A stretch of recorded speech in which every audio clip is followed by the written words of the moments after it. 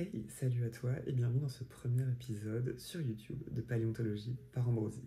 Ambrosie c'est moi et la paléontologie c'est ce qu'on voit ensemble. Si tu as vu ma vidéo précédente, tu sais que je suis partie récemment d'Instagram et TikTok pour faire un contenu sur YouTube de qualité avec un vrai setup, un micro, un appareil photo, etc. Et reprendre un petit peu mes premières vidéos que j'avais postées il y a maintenant 2 ans et demi quand même sur les réseaux avec donc un peu plus de qualité. Et aussi un petit peu plus de qualité d'écriture puisque j'avais dû rusher ces épisodes-là. Et étant donné que c'était mes épisodes préférés à faire, ça me fait chier. Donc je suis très contente de les refaire un peu bien maintenant. Donc dans ce premier épisode, on va remettre tout simplement les bases de la paléontologie avec comment on découpe le temps sur Terre. Voilà. Donc c'est très abstrait. Pour ça, on a ce qu'on appelle une échelle des temps géologiques que je vais mettre à l'écran et je vais vous apprendre dans cette vidéo à la décrypter. La Terre a environ 4,5 milliards d'années et on a découpé, donc en fonction des observations géologiques, son histoire, avec donc du plus général au plus précis, des éons, des ères, des périodes, puis des systèmes et des étages. Le plus haut niveau, c'est donc les éons. Dans l'histoire de la Terre, on en a 4. Donc l'Adéen, l'Archéen, le Protérozoïque et le Phanérozoïque dans lequel on se trouve. D'ailleurs, pour tout le reste, je vais toujours tout donner dans l'ordre chronologique, puisque sinon on ne va pas s'y retrouver. Et donc les 3 premiers, donc Adéen, Archéen, Protérozoïque, forment ce qu'on appelle un super-éon, qu'on a appelé donc le Précambrien. On les a rejoints ensemble, tout simplement parce que la vie multicellulaire telle qu'on la connaît est apparue au Phanérozoïque, donc dans le dernier éon. Et nous, d'un point de vue paléontologique, on va survoler ces 3 premiers éons parce que ils sont, à mes yeux, pas très intéressants d'un point de vue paléontologique. Je vais vous mettre à l'écran une image que j'ai trouvée vachement parlante, qui est donc l'histoire de la Terre, donc depuis sa formation jusqu'à aujourd'hui, découpée sur comme si en fait la Terre avait 24 heures. Et on se rend compte qu'en fait, la vie telle qu'on la connaît sur Terre, elle est apparue en fait il n'y a même pas 2 heures. Voilà. Et je trouve ça assez fou. Et aujourd'hui, justement, on va prendre le temps, donc une fois que j'aurai fini de vous parler de la classification, on va parler justement des 3 premiers éons, pardon, un peu en 2 spi, mais vous allez voir qu'il y a quand même des trucs marrants. Donc tout à l'heure, je vous ai parlé du plus grand niveau, qui sont les éons. En dessous, on a les ères. Donc nous, on va pas trop s'occuper de celles du Précambrien, parce que on va les survoler. Mais dans le Phanérozoïque, donc actuel, on a 3 ères. C'est le Paléozoïque, le Mésozoïque et le Cénozoïque, qu'on appelle aussi d'ailleurs ères primaires, secondaires et tertiaires.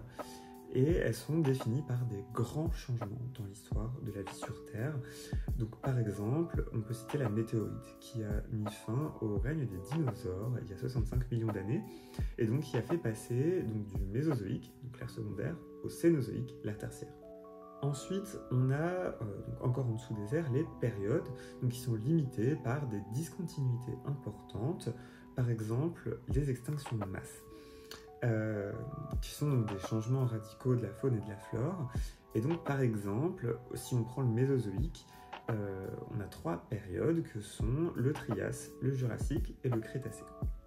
Maintenant, on va pouvoir s'attaquer véritablement à l'histoire de notre planète et à sa formation. Donc, il y a 4,6 milliards d'années, qui est causée par une supernova à plusieurs années-lumière du Soleil, qui aurait soufflé les éléments rocheux et gazeux loin de notre astre. À ce moment-là, les éléments légers vont plus loin que les éléments lourds, et donc on se retrouve avec des planètes comme ça qui se forment, qui sont donc gazeuses loin du Soleil, comme par exemple Jupiter, et des planètes plus proches du Soleil, qui sont donc les planètes rocheuses, comme la Terre par exemple, mais aussi comme par exemple Mars ou Mercure.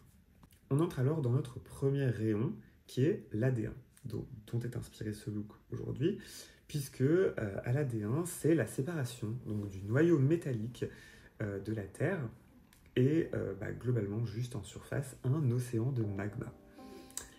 On suppose d'ailleurs que c'est durant cette phase qu'une protoplanète qu'on a appelée Theia aurait impacté la Terre, et en fait un bout donc de roches en fusion, aurait alors formé notre satellite, la Lune. Plus tard dans l'AD1, l'atmosphère, qui est très riche en vapeur d'eau, commence à se refroidir, et alors là, on n'a plus un océan de magma, on a un océan tout court, c'est même un super océan, puisqu'il recouvre la quasi-totalité de notre planète. C'est aussi, selon un papier récent, donc qui est paru en juillet de cette année, ce serait durant l'AD1 que les premières formes de vie apparaîtraient, donc avec LUCA, qui est un acronyme pour The Last Universal Common Ancestor, donc l'ancêtre de toute la vie terrestre, serait donc apparu à l'AD1 entre 4,3 et 4 milliards d'années. Donc ça va être un petit peu contradictoire avec ce que je viens de dire, mais on a fixé la fin de l'AD1 et le début du deuxième éon, qu'on a appelé l'Archéen, il y a 4 milliards d'années, puisque donc par convention, ce serait l'apparition de la vie. Archéen d'ailleurs vient du mot arché, qui signifie commencement ou origine. On a donc appelé l'expansion archéenne, ces premières formes de vie, qui sont d'ailleurs une vie anaérobie, c'est-à-dire qui n'utilisent pas d'oxygène. On a quelques rares fossiles donc, de ces traces de vie, ce qui sont les cyanobactéries qui ont formé des tapis microbiens qui se sont fossilisés. Un peu plus tard, et je dis bien un peu plus tard, c'est-à-dire 1,5 milliard d'années plus tard, on entre dans le protérozoïque et les cyanobactéries photosynthétiques libèrent alors dans l'atmosphère du dioxygène. Il y a 2,4 milliards d'années débute alors un phénomène qu'on a appelé la grande oxydation, donc en anglais The Great Oxidation Event, ou GOE. Le dioxygène s'accumule dans l'atmosphère, avec d'ailleurs la formation de la couche d'ozone, puisque l'ozone c'est une molécule composée de 3 atomes d'oxygène. Cependant, j'ai dit tout à l'heure que la vie sur Terre à cette époque était anaérobie et n'utilisait donc pas l'oxygène. L'oxygène est alors toxique pour cette vie et on a donc la première crise biologique de l'histoire du vivant avec d'un côté une drastique diminution des vies anaérobies et de l'autre l'apparition puis donc la multiplication des vies aérobies qui utilisent l'oxygène pour la respiration. On a ensuite un épisode donc, de Snowball Earth ou donc, de terre boule de neige au cours de laquelle les glaciers qui vont fondre donc à la fin de cette période vont apporter dans l'océan plein de nutriments, ce qui va booster l'apparition de nouvelles formes de vie. On entre alors dans l'Ediacarien, il y a 635 millions d'années, qui a été nommé grâce au site d'Ediacara en Australie, qui est un site fossilifère très important, puisque ce sont les premières traces certaines de vie multicellulaire. Donc c'est assez ouf quand même. Donc c'est une faune qui est unique, on n'a aucune idée donc, de quel animal actuel on pourrait rattacher à la plupart de ces fossiles, qui sont donc apparus pratiquement tous dans une explosion de vie qu'on a appelée l'explosion d'Avalon il y a 575 millions d'années. C'est au cours de l'explosion d'Avalon qu'apparaissent des groupes qu'on connaît aujourd'hui comme les cnidaires, les cténophores ou les spongiaires, mais on a aussi des espèces qui sont complètement uniques et on n'a aucune idée de ce que c'est, comme par exemple le charnia, donc qui ressemble à une plume fixée au fond marin et qui se serait nourri donc par filtration et avec potentiellement un apport d'énergie photosynthétique avec des algues qui se seraient installées dans ses branches. On a aussi un fossile très important qui est le ver Sprigigna, qui est un possible précurseur des arthropodes et des chordés actuels, puisqu'il a une symétrie bilatérale. Symétrie bilatérale, ça veut dire que le corps est divisé par un axe de symétrie. Et tous les animaux actuels passés, donc justement les 3 groupes dont je viens de parler, ont ce type de symétrie. Donc on pense que ça pourrait être une origine commune. Donc on peut penser qu'il s'agit là d'un ancêtre commun à tous les animaux actuels qui ont cette symétrie. Toute cette faune, dont on ne sait presque rien, on l'a classée donc sous le nom de ventobionte ou de vendozoaire, parce que on ne sait pas trop où les placer autrement que ça en fait.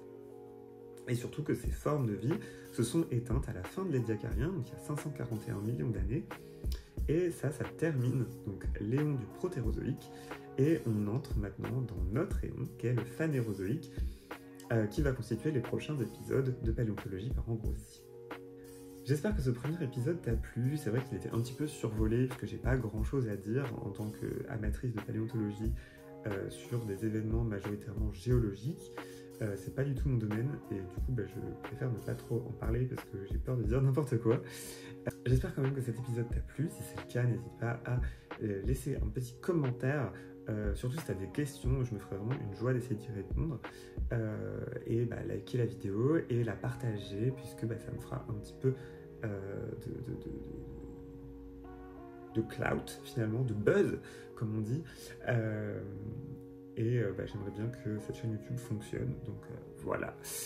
Très hâte de se retrouver pour les prochains épisodes qui sont vraiment les choses qui m'intéressent le plus.